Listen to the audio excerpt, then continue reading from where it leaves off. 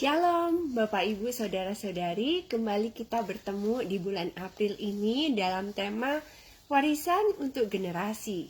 Sebelum saya mulai share, yuk kita berdoa dulu ya. Terima kasih Bapak, kami bersyukur Tuhan buat hari yang Tuhan berikan buat kami. Terima kasih untuk setiap kebaikan demi kebaikan yang boleh terjadi dalam kehidupan kami. Terima kasih buat kasih setia Tuhan yang tidak pernah berakhir. Terima kasih untuk penyertaan Tuhan yang sempurna dalam kehidupan kami. Malam ini Tuhan, hamba-Mu akan share mengenai warisan untuk generasi. Biarlah Engkau urapi lidah bibir hamba-Mu supaya apa yang hamba sampaikan sesuai dengan apa yang Engkau ingin sampaikan kepada setiap orang yang akan mendengar. Tuhan berkati waktu-waktu ini supaya setiap kami, waktu kami mendengar, itu boleh masuk dalam hati kami dan firman itu boleh bertumbuh di dalam hati kami. Terima kasih Bapa, kami menyerahkan Tuhan waktu ini ke dalam tangan-Mu. Hanya di dalam nama Yesus kami berdoa dan ucap syukur. Amin. Shalom. Jadi hari ini mau share tentang warisan untuk generasi. Sebuah pertanyaan ya untuk memulai ini. Apa yang Bapak, Ibu, Saudara-saudari ingin untuk dikenang dari kehidupan kita? Kira-kira kalau nanti kita itu meninggal, kalau nanti kita itu udah gak ada lagi, kira-kira pengen dikenang apa? Shalom Kak Ria. Nah, keberhasilan kehidupan kita itu nggak dilihat dari kehidupan kita saat ini, tapi keberhasilan kita itu dilihat dari apa yang akan dimiliki oleh generasi di bawah kita. Jadi kalau mau melihat seorang itu berhasil atau enggak, kita lihat turunannya, kita lihat anaknya, kita lihat cucunya. Kalau kita mau melihat sebuah leader yang berhasil, kita harus lihat orang-orang yang dipimpinnya seperti apa, dan nanti suksesi atau penerusnya itu seperti apa. Nah, di situ kita bisa menilai keberhasilan seseorang. Dan untuk menggambarkannya, saya punya 2 contoh dalam Alkitab. Yang pertama di 2 Timotius 1 ayat yang kelima. Saya akan bacakan ya. 2 Timotius 1 ayat yang kelima. Bunyinya begini. Sebab aku teringat akan imanmu yang tulus ikhlas, yaitu iman yang pertama-tama hidup di dalam nenekmu Lois dan di dalam ibumu Eunike, dan yang aku yakin hidup juga di dalam dirimu. Jadi di sini bagaimana Rasul Paulus itu mengatakan dan berpendapat ya, bagaimana seorang nenek Louis menurunkan iman yang tulus ikhlas kepada anaknya, Ibu Eunike, dan akhirnya kepada cucunya, Timotius. Dan kita bisa lihat itulah yang dinamanya keberhasilan seorang nenek ya, waktu dia bisa melihat anaknya, cucunya itu bisa memiliki iman yang sama, bisa memiliki iman yang di sana dibilang iman yang tulus ikhlas. Dan yang kedua, contoh yang akan lihat di Hakim-Hakim 2 ayat yang 10 sampai 11. Hakim-Hakim 2 ayat yang ke-10 sampai 11 saya akan bacakan. Setelah seluruh angkatan itu dikumpulkan kepada nenek moyangnya, bangkitlah sesudah mereka itu angkatan yang lain yang tidak mengenal Tuhan ataupun perbuatan yang dilakukannya bagi orang Israel. Lalu orang Israel melakukan apa yang jahat di mata Tuhan dan mereka beribadah kepada para Baal. Nah, di sini ditulis ya, setelah sebuah angkatan itu habis, bangkitlah sebuah angkatan berikutnya yang dibilang tidak mengenal Tuhan maupun perbuatan Tuhan bagi Israel. Lalu apa yang mereka lakukan? Mereka melakukan apa yang jahat di mata Tuhan dan mereka beribadah kepada Baal atau Allah lain. Di sini kita melihat ya 2 contoh yang begitu kontras. Di satu contoh itu mengatakan bahwa seorang nenek berhasil menurunkan iman kepada anaknya maupun cucunya. Sedangkan di contoh kedua di Hakim-Hakim itu diceritakan bahwa setelah satu angkatan habis, bangkit angkatan selanjutnya. Kok bisa ya? Mereka tuh sampai nggak kenal dan nggak tahu apa-apa tentang apa yang Tuhan lakukan pada bangsa mereka sebelumnya. Mereka nggak tahu sejarahnya gimana. Akhirnya apa? Hidupnya nggak benar, melakukan apa yang jadi mata Tuhan dan menyembah kepada Allah lain. Nah, seperti itulah kita diberhadapkan pada pilihan. Apakah setelah nanti kita ini nggak ada, generasi di bawah kita itu apakah generasi yang memiliki iman yang sama, takut akan Tuhan yang sama, memiliki pengharapan yang sama, ataukah kita akan menurunkan menumbuhkan sebuah generasi yang nggak kenal lagi gitu. Siapa Tuhan, apa yang pernah Tuhan lakukan pada keluarga kita. Nah, disinilah benar-benar kita harus hati-hati bahwa peran orang tua, peran seorang leader itu penting banget. Kenapa? Karena Andalah yang akan menurunkan sesuatu kepada generasi, mewariskan sesuatu kepada generasi di bawah Anda, kepada anak-anak, kepada orang-orang yang ada di bawah Anda. Karena itu penting banget kita menyadari peran kita dan melakukan apa yang benar. Saya juga akan bacakan Ulangan 6 ayat yang keempat sampai 9. Ini kayaknya udah beberapa kali disinggung ya dari bulan lalu waktu kita bahas tentang tema keluarga. Tapi ini memang penting gitu dan ini yang harus kita lakukan. Ulangan 6 ayat yang keempat sampai 9 saya akan bacakan. Dengarlah hai orang Israel, Tuhan itu Allah kita, Tuhan itu Esa. Kasihilah Tuhan Allahmu dengan segenap hatimu, dengan segenap jiwamu dan dengan segenap kekuatanmu. Apa yang kuperintahkan kepadamu pada hari ini, haruslah engkau perhatikan. Haruslah engkau mengajarkannya berulang-ulang kepada anak-anakmu dan membicarakannya apabila engkau duduk di rumah, apabila engkau sedang dalam perjalanan, apabila engkau berbaring, dan apabila engkau bangun. Haruslah juga engkau mengikatkannya sebagai tanda pada tanganmu, dan haruslah itu menjadi lambang di dahimu, dan haruslah engkau menuliskan pada tiang pintu rumahmu dan pada pintu gerbangmu. Nah, di dalam Ulangan 6 ini kita bisa tahu, yang pertama apa? Kita harus ngajarin bahwa Tuhan itu Esa, Tuhan itu cuma satu, nggak ada Tuhan-Tuhan yang lain, hanya ada satu Tuhan. Dan bagaimana cara kita itu harus mengasihi Tuhan. Dan di sini dijelaskan dengan segenap hati, segenap jiwa, segenap kekuatan kita. Dan lalu juga mengajarkan bahwa Tuhan itu Esa. Cara mengasihi Tuhan gimana? Itu dibilang harus mengajarkannya berulang-ulang dalam setiap kesempatan. Artinya apa? Nggak cukup cuma sekali. Waktu kita sama anak-anak kita dalam segala situasi kesempatan, kita itu harus ngajarin mereka. Ngajarin apa? Balik lagi apa yang diajarkan firman, bahwa Tuhan itu satu, bagaimana cara mengasihi Tuhan. Dan itu terus dilakukan dalam keluarga kita. Jadi, untuk mewariskan sesuatu, itu nggak bisa cuma kayak sekali dek jadi gitu. Di sini firman juga bilang, ajarkan itu berulang-ulang dalam segala kesempatan. Warisan yang akan kita berikan kepada generasi selanjutnya harus kita tanamkan dari sekarang juga, dan itu berulang-ulang sampai istilahnya itu mancep nempel gitu di kepala mereka. Nah, kalau saya boleh share menurut saya gitu, waktu saya merenungkan ya, warisan apa sih yang harus kita turunkan pada generasi selanjutnya, pada generasi di bawah kita, pada orang-orang yang mungkin ada di dalam pimpinan kita, anak-anak kita.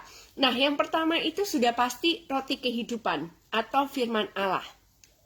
Ketika seorang anak itu kenyang dengan firman, dan firman itu terus ya dijejelin, dikasih makan, dan akhirnya firman itu bertumbuh dan berakar, itu akan menjadi pagar dalam kehidupan mereka. Kalau kita baca di Mazmur 119 ayat yang ke-9, ini kakak-kakak sekolah minggu pasti hafal ayat ini juga ya. Mazmur 119 ayat yang ke-9. Dengan apakah seorang muda mempertahankan kelakuannya bersih? Dengan menjaganya sesuai dengan firman-Mu.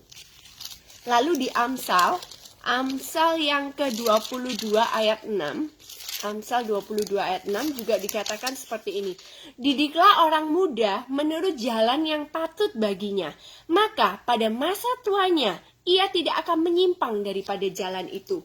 Jadi di sini tuh dibilang bahwa, aduh keren banget, kalau kita itu bisa mewariskan firman, mewariskan roti hidup, maka itu akan menjadi jalan yang terus mereka ikutin. Itu akan menjadi sebuah pagar dalam kehidupan mereka. Bapak Ibu sekalian, kita tuh gak akan bisa jaga anak kita 24 jam. Mungkin dulu bayi bisa lah. Masih TK bisa lah, SD oke lah, tapi waktu mereka beranjak dewasa, SD kelas 6, SMP, SMA, kita nggak bisa loh jagain 24 jam, kita akan lepas mereka. Sekarang sih lagi sekolah online ya, tapi kalau lagi sekolah biasa kan kita lepas mereka ke sekolah, ketemu teman-teman apa.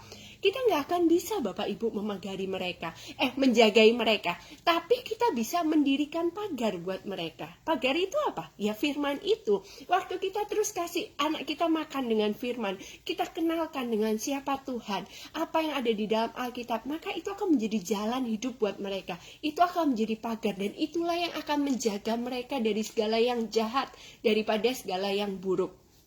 Nah, Saya ingat ya Bapak Ibu ya, waktu itu koko saya dua masih sekolah kuliah di luar, saya ada di sini, dan suatu hari itu lagi doa gitu, lagi doa keluarga, ada mama saya, terus saya ingat gitu, tiba-tiba yang doa ada pembicaranya itu doain mama saya gitu, terus dia bilang gini, Ibu khawatir ya sama ibu punya 2 anak yang nggak ada di sini di deket ibu. Terus mama saya angguk-angguk gitu. Terus pendetanya itu bilang gini, ibu nggak usah khawatir gitu. Saya waktu tadi berdoa itu saya melihat mereka itu ada seperti di dalam sebuah pagar gitu, di dalam sebuah kotak. Nah waktu itu saya ngerti Bapak Ibu, ternyata waktu kita mendidik anak kita dengan benar, takut akan Tuhan, menanamkan firman, maka firman itu akan menjadi pagar, kayak menjadi sebuah kotak dan mereka ada di dalamnya. Sehingga kalaupun kita berjauhan sama anak kita nggak perlu khawatir. Kenapa? Karena kita tahu mereka tuh ngerti jalan yang benar, mereka tuh udah dipagarin sama firman Tuhan, dan itu jauh lebih ampuh daripada Anda ngecekin lewat telepon berkali-kali, Anda nanyain kabar gimana anaknya kayak dikontrol terus ini, itu jauh lebih ampuh. Jadi dari sekarang anak kita kalau yang masih kecil ya, jejelin terus sama firman, tambah gede juga terus dijelin. Pokoknya intinya taruh deket sama Tuhan, makanin firman terus, dan biarlah itu menjadi pagar dalam kehidupan mereka. Dan yang keren juga ya, 2 Timotius 3 ayat 16 itu mengatakan manfaat firman yang bikin saya makinnya emang benar, udah gak ada yang lain yang perlu kita wariskan selain firman Tuhan itu. Nah yang pertama di 2 Timotius 3 ayat 16 itu dibilang, firman Tuhan itu mengajar. Apa sih artinya mengajar? Mengajar itu memberikan tuntunan, memberikan arahan, memberikan pengertian, bahkan mengungkapkan hal-hal yang tak terpahami. Jadi firman Tuhan itu kalau kita ajarkan ke anak-anak kita, firman itu loh nanti yang akan memberikan arahan buat mereka, memberikan tuntunan, bahkan untuk hal-hal yang kita nggak bisa pahamin, anak kita nggak ngerti, firman itu yang akan memberitahukan kepada mereka. Yang kedua, firman itu menyatakan kesalahan. Melalui firman kita disadarkan akan kesalahan-kesalahan kita, dan jangan marah ketika firman itu sedang menegur kita, sedang menyatakan kesalahan kita. Ibrani 5 ayat yang ke-14 kita baca ya, Ibrani 5 ayat yang ke-14. Ibrani 5:14 saya bacakan ini. Tetapi makanan keras adalah untuk orang-orang dewasa yang karena mempunyai panca indera yang terlatih untuk membedakan yang baik daripada yang jahat. Ini keren nih. Bahwa dibilang kalau kita tuh terus bertekun dalam firman, kita menjadi sosok yang dewasa dalam firman, maka akhirnya kita tuh punya panca indera yang bisa terlatih untuk membedakan mana yang baik, mana yang enggak, mana yang benar, mana yang salah. Itu kan yang kita pengen anak-anak kita itu punya. Itu yang kita pengen generasi di bawah kita itu punya. Mereka tuh bisa ngerti, oh jalan ini benar ya, jalan ini salah, aku nggak boleh ke sana, jalan ini benar, aku harus ngikutin itu. Nah, itu yang bisa dilakukan oleh firman, jauh lebih keren daripada apa yang kita bisa lakukan. Yang ketiga, memperbaiki kelakuan. Jadi firman itu mempunyai sifat untuk merestorasi, untuk mereparasi. Istilahnya kayak bengkel ya, yang rusak dibenerin. Firman juga sama gitu. Dengan firman maka kita akan direstorasi, diubah, diperbaikin untuk untuk memiliki sifat-sifat dan karakter yang lebih baik, untuk memiliki sifat dan karakter yang serupa dengan Kristus. Nah, di sini nih Bapak Ibu, sering banget kan kayaknya kita kadang tuh gregetan ya, kan namanya anak ya, kadang juga beda pemikiran sama kita, ada mungkin sifat, karakter, apapun yang beda sama kita. Nah, di sini itu kalau misalnya ada yang mikir, aduh kayaknya aku punya anak kok nakal banget, atau aku punya anak kok, aduh nggak banget deh, kayaknya kok yang dia lakukan itu nggak benar gitu. Nah, inilah gunanya firman. Kalau mereka punya firman itu selain menyatakan kesalahan pada mereka, firman itu juga akan memperbaiki mereka, merestorasi mereka. Dan yang keempat, firman itu gunanya, manfaatnya untuk mendidik dalam kebenaran. Pendidikan itu adalah sebuah proses yang panjang dan bertahap, bukan cuma sekali waktu aja, tapi terus-menerus. Nah, di dalam pendidikan itu ada teguran, ada hajaran, ada tongkat, bahkan ada juga cambuk gitu. Jadi, kalau kita kasih anak kita kasih generasi selanjutnya itu firman, itu udah pas banget gitu. Karena dari semua manfaat yang firman berikan, itulah hal yang bisa bermanfaat juga untuk generasi selanjutnya, untuk menata kehidupan mereka, menata tingkah laku mereka, karakter mereka. Jadi yang pertama tadi, pastikan kita mewariskan firman roti kehidupan itu kepada anak kita dan kepada generasi selanjutnya. Yang kedua, apa yang bisa kita wariskan adalah keteladanan hidup. Nah, anak-anak itu adalah peniru ulung. Mereka itu melihat dan mempraktekkan dari kecil. Nah, saya jadi ingat ini. Dulu waktu kecil, waktu anak saya sesudah 3 bulan, tapi 3 bulan kekecilan, hampir 1 tahun lah ya. Saya kan kalau misalnya pagi sampai sore kerja kan, habis pulang kerja saya cepat-cepat mandi, makan, lalu saya ambil anak saya supaya susunya juga bisa istirahat, bisa gantian, bisa makan. Nah, saya itu sering kalau gendong dia itu saya itu nyanyi. Nah, mungkin saya itu kalau nyanyi kan saya itu ada mimiknya gitu. Jadi saya nggak nyanyi dengan wajah datar gitu, tapi nyanyi yang benar-benar maksudnya dari hati, menjiwai. Satu saat saya itu lagi gendong dia, terus ada kaca gitu ya. Nah, saya lagi nyanyi aja. Saya kaget, tiba-tiba saya lihat muka dia di kaca itu, dia tuh lagi nyanyi. Kan ya namanya anak kecil ya, belum setahun, nggak bisa gitu jelas dia ngomong apa. Dia itu mulutnya buka-buka, tapi yang jelas mimik wajahnya itu persis sama kalau saya nyanyi. Dan saya itu ketawa ngakak. Kenapa? Aduh, ternyata anak sekecil itu bisa menirukan gitu. Dan di situ saya ngeh gitu bahwa apapun yang kita lakukan itu akan dilihat oleh anak-anak kita. Apapun seorang pemimpin lakukan itu akan dilihat kepada orang-orang yang dipimpinnya. Karena itu penting. Teladankan kepada mereka sesuatu yang benar. Teladankan kepada mereka itu nilai-nilai kebenaran. Sesuatu yang memang harus mereka miliki. Kalau kita mau anak kita itu rajin beribadah, kita mau anak kita rajin berdoa, kita mau anak kita rajin membaca firman, maka orang tuanya, pemimpinnya harus melakukan dulu. Kalau kitanya nggak pernah kelihatan baca Alkitab, terus kita bilang, nah ayo baca Alkitab. Ya itu susah, karena nggak ada contoh yang mereka lihat. Tapi waktu mereka melihat kehidupan kita, apa yang kita lakukan, dan itu yang benar, yang kita memang mau mereka lakukan, itu mereka dengan sendirinya akan mencontoh loh.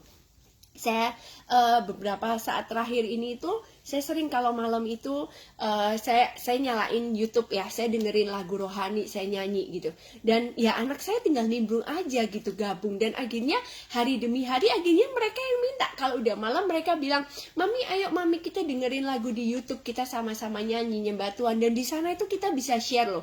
Anak saya bisa sharing, Mami, kenapa ya kadang kalau misalnya lagi nyanyi gitu tiba-tiba merasa kayak pengen nangis gitu, merasa kayak misalnya terus saya bilang, iya itu kamu lagi dijamah sama Tuhan, kamu lagi ngerasain kasih Tuhan. Dan saya di sana saya ceritain bahwa lagu yang kita nyanyikan itu bukan cuma musik yang indah, kata-kata yang indah, tapi Tuhan itu bisa berbicara kepada kita lewat lagu yang kita nyanyikan, lagu yang sedang kita dengarkan.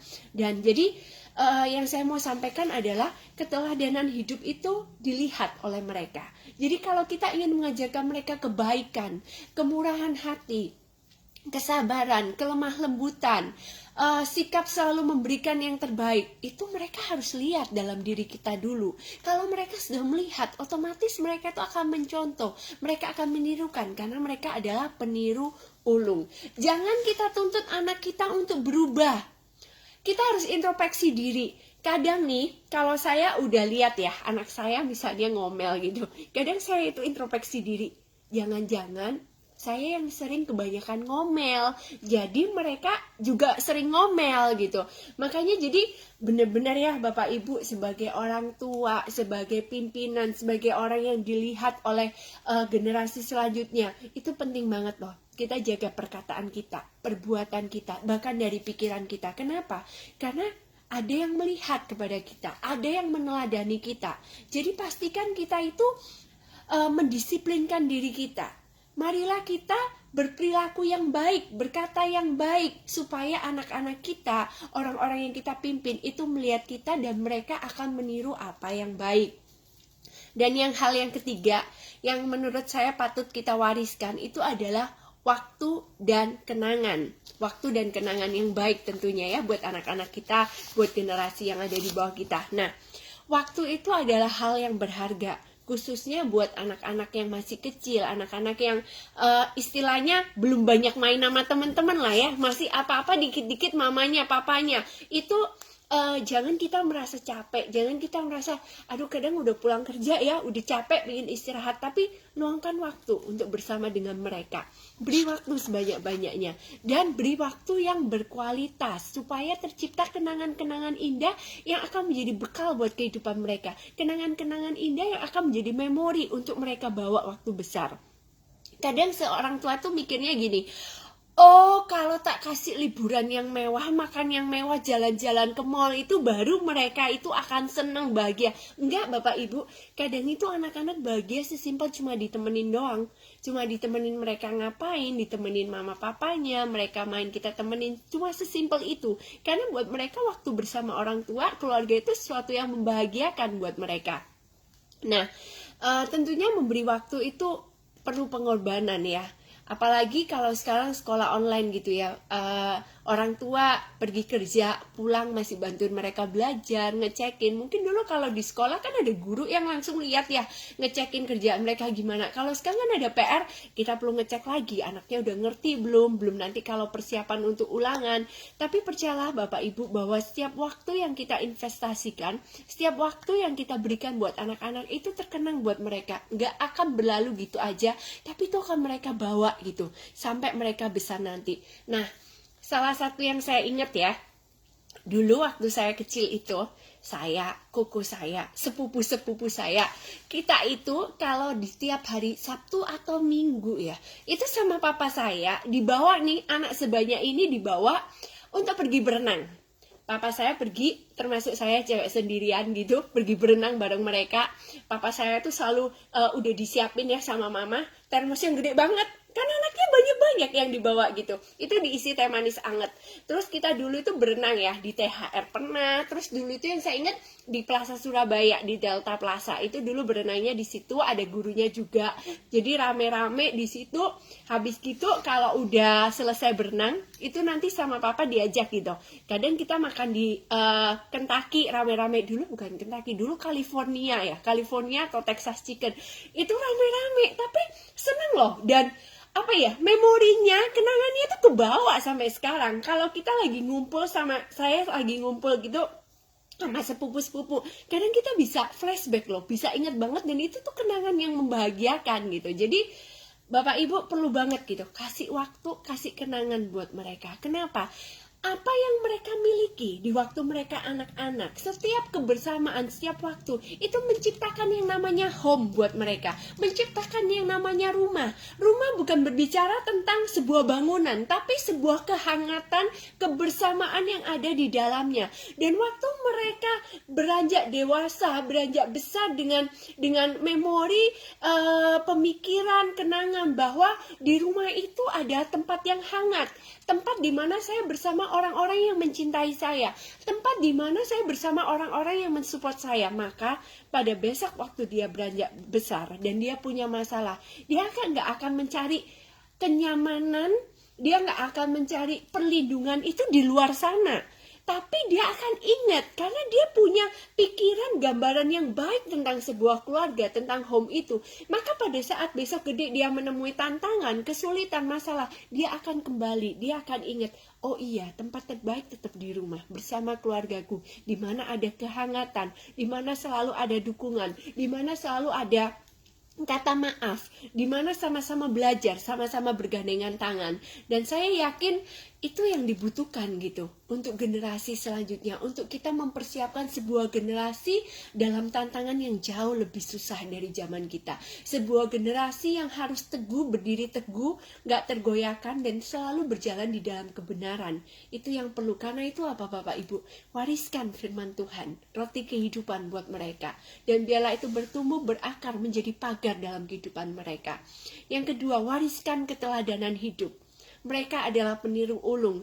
Semua yang baik yang kita lakukan akan ditiru. Semua yang salah pun punya kemungkinan besar untuk ditiru. Karena itu perhatikan bagaimana kita hidup, supaya kita bisa memberikan keteladanan, nilai-nilai yang baik sesuai dengan firman. Yang ketiga, wariskan waktu dan kenangan yang berharga buat mereka. Ciptakan yang namanya home, buat mereka mengerti akan fungsi, arti keluarga, sehingga mereka tahu apapun yang terjadi di depan nanti, mereka akan selalu kembali kepada yang namanya keluarga. Bapak Ibu sekalian, kita hidup hanya satu kali. Hiduplah dengan benar dan wariskan harta yang kekal bagi generasi di bawah kita. Karena berhasil atau tidaknya kehidupan kita dilihat bagaimana generasi di bawah kita.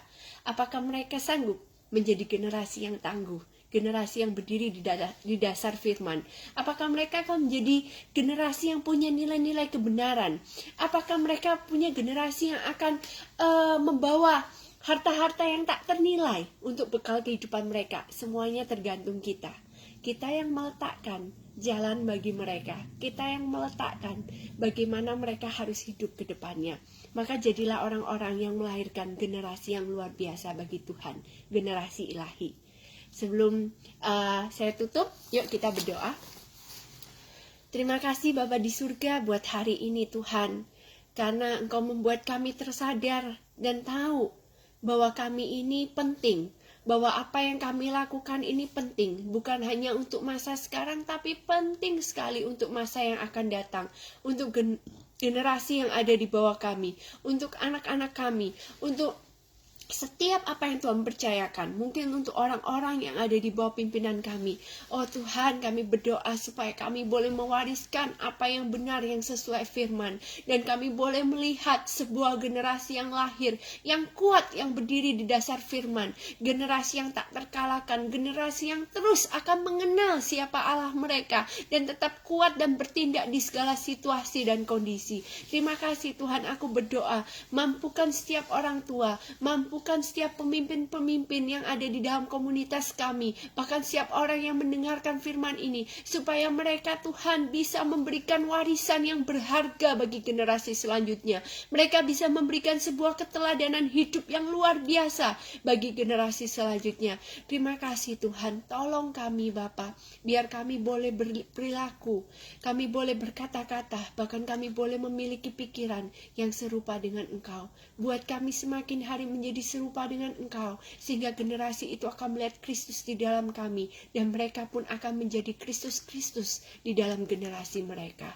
Terima kasih Bapa buat malam ini Tuhan. Hanya di dalam nama Yesus kami berdoa dan mengucap syukur. Amin. Terima kasih Bapak Ibu Saudara-saudari, Tuhan memberkati. Tetap semangat dan jangan lupa wariskan apa yang benar, wariskan apa yang berharga dan bernilai kekal bagi generasi di bawah kita. Terima kasih, Tuhan memberkati.